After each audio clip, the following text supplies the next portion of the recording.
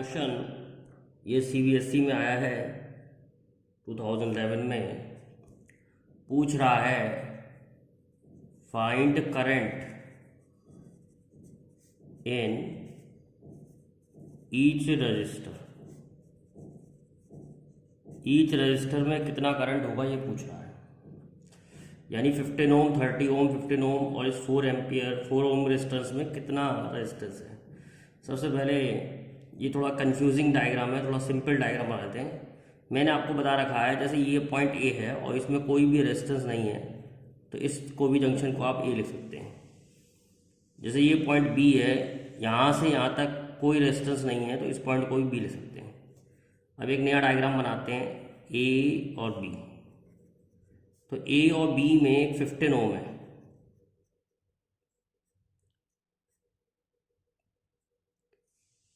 ए और बी में ही 30 ओम है और ए और बी में ही दोबारा से 15 ओम है। मतलब 15, 30, 15 ओम ए और बी पॉइंट पे कनेक्टेड है। तो ऐसे कनेक्ट कर दिया। इससे पता लग रहा है ये तीनों पैरेलल में है। और ये वाला रेजिस्टेंस 4 ओम है। बैटरी 10 वोल्ट की बैटरी है। ये डायग्राम हो गया, थोड़ा सिंपल डायग्राम हो गया इसका। इसके बेसिस पर हम सॉल्व कर सकते हैं। अब 15, 30 और 15 पैरेलल में है तो 1/r is equal to 1/15 plus 1/30 plus 1/15। LCM 30 आ जाएगा। 15 2 जा 30, 1, 15 2 जा 30 तो 1/r। तो r is equal to 30/5 is equal to 6 ohm. यानी ये रेजिस्टेंस टोटल मिला के 6 ओम है और ये 4 ओम रेजिस्टेंस यहाँ है तो टोटल रेजिस्टेंस हो गया 6 + 4। टोटल रेजिस्टेंस हो गया 6 + 4 is equal to 10 ohm. Total resistance से टोटल करंट निकाल लेंगे। टोटल करंट आ जाएगा 10/10 इज इक्वल टू 1 एम्पियर। अब देखिए इसमें 1 एम्पियर करंट फ्लो कर रहा है, ये पता लग गया। तो इस पे जो वोल्टेज आएंगे वो आएंगे 4 वोल्ट। V बराबर आई आर वो लगा दिया हमने ओम्स लॉ। V बराबर आई आर, आई 1 है और रेजिस्टेंस की वैल्यू 4 है तो V is equal to I R लगा दिया। तो V is equal to I R लगाने पर 4 वोल्ट आ गया। 10 वोल्ट इस पे थे, 4 वोल्ट इस पे चले गए तो अब यहाँ पर वोल्टेज कितने आएंगे 6 वोल्ट। तो इस पॉइंट पे 6 वोल्ट है, इधर भी 6 वोल्ट है, इधर भी 6 वोल्ट है। पैरेलल में वोल्टेज सेम होते हैं। अब हम इनके वो निकाल सकते हैं करंट कितने कितने होंगे। जैसे इसमें मान लो I1 होगा, इसमें मान लो I2 होगा, इसमें मान लो I3 होगा। तो I1 होगा 6/15, I2 होगा I1 होगा, ठीक है, I1 6 वोल्ट है टोटल वोल्टेज, V/R करके निकाल रहे हैं। I2 होगा 6/30 और I3 होगा अगेन 6/15। तो 6/15 को सॉल्व करोगे तो इसमें आ जाएगा I1 की वैल्यू आ जाएगी 0.4 एम्पियर, I2 की वैल्यू आ जाएगी 6/30 यानी कि 0.2 एम्पियर और I3 अगेन हो जाएगा 4 एम्पियर। तो इस तरीके से हम करंट निकाल सकते हैं। एक बार और बता देते हैं, थोड़ा डायग्राम कॉम्प्लिकेटेड दिया हुआ था। ये 4 ओम था, ये 15 ओम, 13 ओम, 15 ओम। देखो यहाँ से यहाँ तक कोई रेजिस्टेंस नहीं है तो इस पॉइंट को सेम मार्क कर सकते हैं ए और ए। यहाँ से यहाँ तक कोई रेजिस्टेंस नहीं है, सेम पॉइंट को सेम मार्क कर सकते हैं बी और बी। अब ए और बी में 15 है, ए और बी में 30 है, ए और बी में अगेन 15 है। तो ये सारे पैरेलल में जाएंगे। ए और बी में 15 है, ए और बी में 30 है, ए और बी में 15 है, पैरेलल में लगा लिए। ये 4 ओम यहाँ लगा लिया, 10 वोल्ट ये दिया हुआ था। अब 15, 30 और 15 को हमने उसमें सॉल्व किया पैरेलल में। ये सॉल्व करके 6 ओम आ गया। 6 ओम के संग ये सीरीज में जाएगा तो ये हो जाएगा 10 ओम। टोटल रेजिस्टेंस सर्किट का 10 ओम है और करंट निकालने के लिए हमने 10/10 कर दिया। करंट निकालने के लिए 10/1 एम्पियर करंट आ गया। इसमें 1 एम्पियर करंट जा रहा है। अब इसमें 1 एम्पियर करंट जाएगा तो इस पर वोल्टेज आ जाएंगे 4 वोल्ट। तो बैटरी के 10 वोल्ट में से 4 वोल्ट इस रेजिस्टेंस पे आ गए, तो बाकी कितने बचे 6 वोल्ट। 6 वोल्ट इन पे जाएंगे, तीनों पैरेलल में होंगे। तो 6 वोल्ट इस पे, 6 वोल्ट इस पे, 6 वोल्ट पे इनकी करंट निकाल लिए।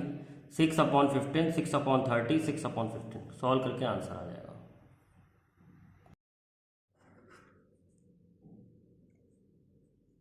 अब देखिए ये क्वेश्चन देखिए, ये भी सीबीएसई में आया है 2012 में। पूछ रहा है find potential difference across B and E. तो इसको थोड़ा सिंपल डायग्राम बना ले तो ज़्यादा आसान है। तो हमें करंट पता है 0.2 एम्पियर। अगर मैं इस पूरे का रेजिस्टेंस निकाल लूँ और रेजिस्टेंस से मल्टीप्लाई कर दूँ तो बी और ई पे वोल्टेज आ जाएंगे। तो इस पॉइंट का नाम ई है, तो इस पॉइंट का नाम भी ई रखते हैं। अब ये एक्स्ट्रा पॉइंट है, लेकिन हम क्या देख रहे हैं, हम देख रहे हैं कि जो करंट इसमें जा रहा है वो करंट इसमें जा रहा है, तो ये दोनों सीरीज में आएंगे। तो लेट ड्रॉ सिंपल डायग्राम। ये दोनों सीरीज में आएंगे। ई और बी में 30 है और ई और बी में ही 10 है, और ई और बी में ये 15 है। ये दोनों सीरीज में है, तो सीरीज में हो जाएगा 5 + 10 15 ओम। मतलब इसकी जगह हम 15 ओम मान सकते हैं सीरीज में। तो ये 15 ओम सीरीज में हो गया, ये 10 ओम हो गया, 30 ओम हो गया, तीनों पैरेलल में हो गया। मुझे कैसे पता पैरेलल है? देखो ये बी और ई में कनेक्टेड है, ये बी और ई में कनेक्टेड है, और ये दोनों भी बी और ई में कनेक्टेड है, तो ये पैरेलल में जाएंगे। तो नया डायग्राम बना लेते हैं। 8.2 एम्पियर करंट, ये 30, ये 10 और ये 15। ये नया डायग्राम बन गया। 30, 10 और 15। ये पॉइंट बी है, ये बी है, ये भी बी है, ये ई है, ये ई है, ये ई है। तो बी और ई में, बी और ई में, बी और ई में, ऐसे कर सकते हैं। ये हो गया आपका 15 ओम, ये हो गई आपकी 3 वोल्ट की बैटरी। ये रेजिस्टेंस हो गया, दिया नहीं है क्वेश्चन में। तो 0.2 एम्पियर टोटल करंट है। 0.2 एम्पियर करंट जा रहा है, 0.2 एम्पियर करंट आ रहा है। अगर मैं बी और ई पे वोल्टेज निकालना चाहता हूँ तो बी और ई पे इक्विवेलेंट रेजिस्टेंस निकालना पड़ेगा। तो इक्विवेलेंट रेजिस्टेंस हो जाएगा 1/R, 1/30 + 1/10 + 1/15।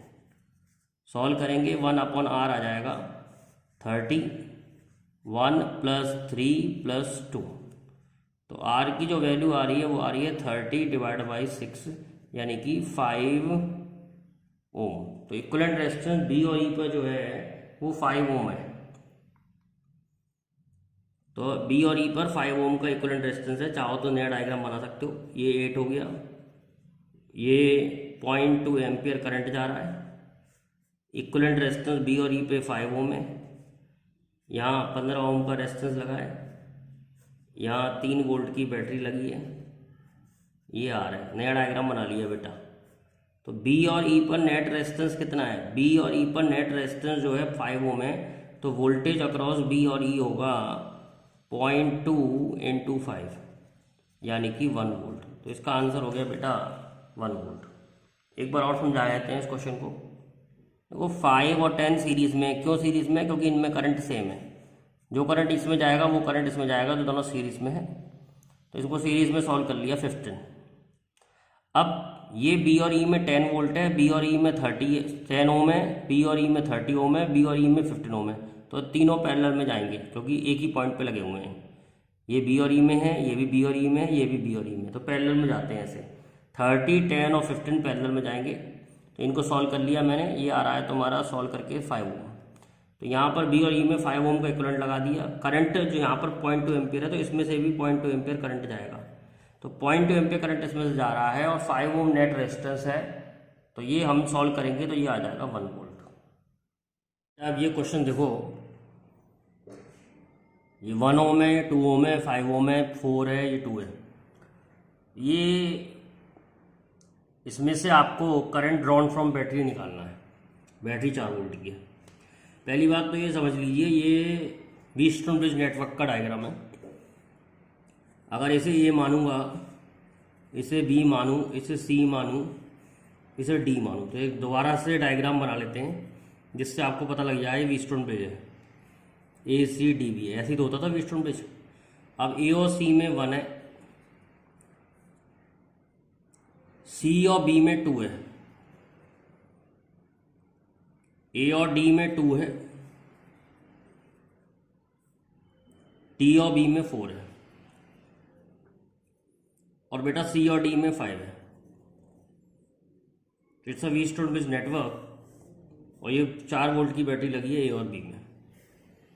तो ये ऐसा सर्किट है, it's a balance Wheatstone bridge. क्यों? क्योंकि P upon Q R upon S के बराबर आ रहा है। P upon Q is equal to R upon S, यानी कि 1/2 इज इक्वल टू 2/4। तो बीच वाला जो रेजिस्टेंस है वो हट जाएगा। नया डायग्राम बना लें, 1 2 2 और 4, और ये बैटरी लगी है आपकी 4 वोल्ट की। अब 1 और 2 आपके सीरीज में आ गए, और 2 और 4 सीरीज में आ गए 6। 1 और 2 सीरीज में 3, 2 और 4 सीरीज में 6। तो इसे सॉल्व कर ले, 1/3 प्लस 1/6। तो 1/R इज इक्वल टू 6। तो ये आ जाएगा आपका 3 2 6, 6 1 6। तो R की वैल्यू आ रही है आपकी 2 ओम। तो करंट जो हो जाएगा, बैटरी से करंट निकलेगा, टोटल वोल्टेज बैटरी की 4 अपॉन टोटल रेजिस्टेंस 2। तो करंट इज आपका 2 एम्पियर। तो इसमें से 2 एम्पियर करंट निकल रहा है। एक बार और समझा देते हैं आपको। ये देखना है, it's a Wheatstone bridge network. ये नेटवर्क जो है ये व्हीटस्टोन ब्रिज नेटवर्क है।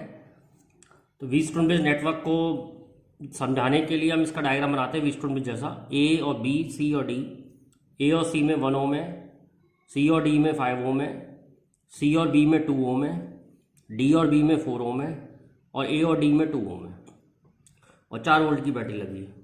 अब हमने देखा इट्स अ बैलेंस ब्रिज, 1/2 2/4 के बराबर आ रहा है। तो बीच वाला रेजिस्टेंस हट जाएगा। तो ये रेजिस्टेंस ऊपर के रह जाएंगे 3 और नीचे के रह जाएंगे 6। तो 1/3 और 1/6 सॉल्व करके आ जाएगा आपका 2 ओम। तो 4 वोल्ट की बैटरी थी, 2 से डिवाइड कर दिया तो आंसर आ गया 2 एम्पियर। एक और क्वेश्चन देखते हैं। जैसे ये क्वेश्चन है, you have 12 cell each of EMF 1.5 volt and internal resistance 0.5 ohm. 12 cell हैं जिनका EMF 1.5 वोल्ट है और इंटरनल रेजिस्टेंस 0.5 ओम है, और ये लगे हुए हैं एक्सटर्नल रेजिस्टेंस 1.5 ओम के। कह रहा है आप इन्हें कैसे अरेंज करेंगे फॉर मैक्सिमम करंट। तो ये जो क्वेश्चन है ये मिक्स कॉम्बिनेशन का क्वेश्चन है। मिक्स कॉम्बिनेशन का क्वेश्चन है, मैक्सिमम करंट निकालना है। तो मान लो n सेल जो है, n सेल सीरीज में लगे हैं, और ऐसी जो है m रोज हैं, m रोज हैं, और एक्सटर्नल रेजिस्टेंस 1.5 ओम है। तो एक लाइन में n सेल है और m रोज है, तो टोटल सेल हो गए m इंटू n। तो m इंटू n की वैल्यू आपको 12 दे रखी है। और मैक्सिमम करंट के लिए इंटरनल रेजिस्टेंस बराबर एक्सटर्नल रेजिस्टेंस होता है। तो NR/M is equal to capital R। तो n हमें मालूम नहीं है, R हमें मालूम है 0.5 अपॉन m हमें मालूम नहीं है, इज इक्वल टू 1.5। सॉल्व करेंगे तो n आ जाएगा आपका, सॉल्व करके 3R। n की वैल्यू n की वैल्यू आ जाएगी 3m। अब n की वैल्यू 3m यहाँ पर रख दें, तो 3m² इज इक्वल टू 12। तो m इज इक्वल टू 2, यानी 2 रोज है। वापस m की वैल्यू 2 रख दें, 2 into n is equal to 12। तो n इज इक्वल टू 6। एक रो में 6 सेल है। सीरीज में पता लग गया कि एक रो में 6 सेल है और m जो है 2 रोज हैं ऐसे। फिर समझ लो 12 सेल दिए थे 1.5 वोल्ट के, और इंटरनल रेजिस्टेंस 0.5 ओम दिया था। Connected to external resistance 1.5 ohm. How will you arrange them for maximum current. Maximum current की कंडीशन होती है internal resistance must equal to external resistance. मान लो n सेल सीरीज में लगा है और ऐसी m रोज है, तो टोटल सेल्स की संख्या कितनी हो गई? एक लाइन में n है और ऐसी m लाइन्स हैं, तो टोटल सेल की संख्या हो गई m इंटू एन। तो m into n is given to you as 12। और for maximum current internal resistance बराबर एक्सटर्नल रेजिस्टेंस रख के हमने वैल्यू रख के n और m में रिलेशन निकाल ली, n is equal to 3m। फिर n की वैल्यू मैंने यहाँ रख दी 3m, तो 3m square is equal 12, m square is equal to 4 आ जाएगा, तो m आ जाएगा 2। तो 2 रोज बनेंगी इसमें। अब कितने सेल लगेंगे एक में रखने के? 2 रख दी m की वैल्यू और n की वैल्यू निकाल ली 6 सेल की 2 रोज बनेंगी।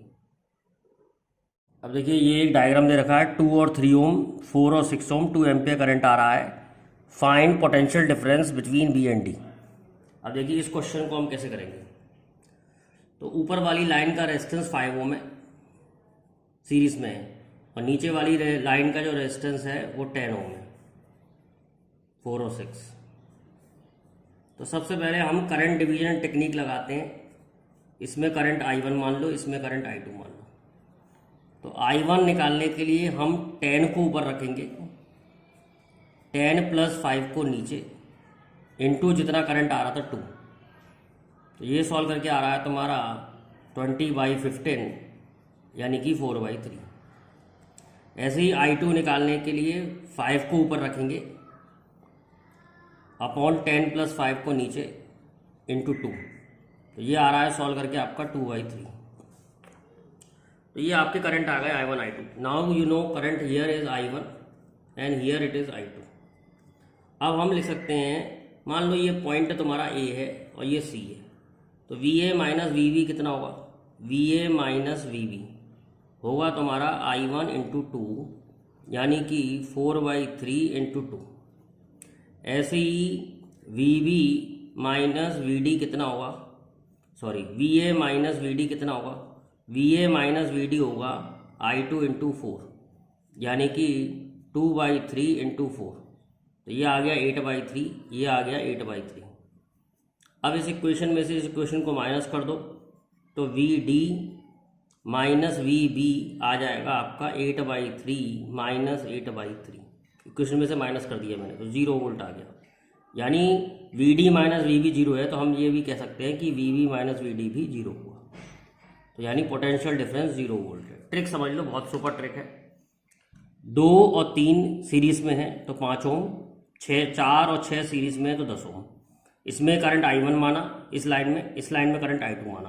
तो I1 निकालना है तो 10 को ऊपर रखेंगे, 10 प्लस 15 को 5 को नीचे, इंटू 2 एम्पियर जो करंट आ रहा था। ऐसे ही I2 निकालना है तो 5 को ऊपर रखेंगे। इनवर्स रेशियो में डिवाइड होता है, इसलिए अपोजिट रखना पड़ता है। तो I2 निकालना है तो 5 को ऊपर रखेंगे, 10 प्लस 5 को नीचे, इंटू 2। तो I1 की वैल्यू 4/3 आ गई, I2 की वैल्यू 2/3 आ गई। अब मैंने एक सिंपल सा कॉन्सेप्ट लगाया, VA minus VB, potential difference होगा करंट इंटू रेजिस्टेंस। तो VA माइनस VB होगा I1 into 2, VA minus VD होगा I2 इंटू 4।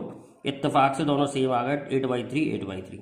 तो VD माइनस VB हो जाएगा। इस इक्वेशन में से इस इक्वेशन को माइनस करेंगे, D का साइन चेंज हो जाएगा, VD माइनस VB आ जाएगा 0 वोल्ट।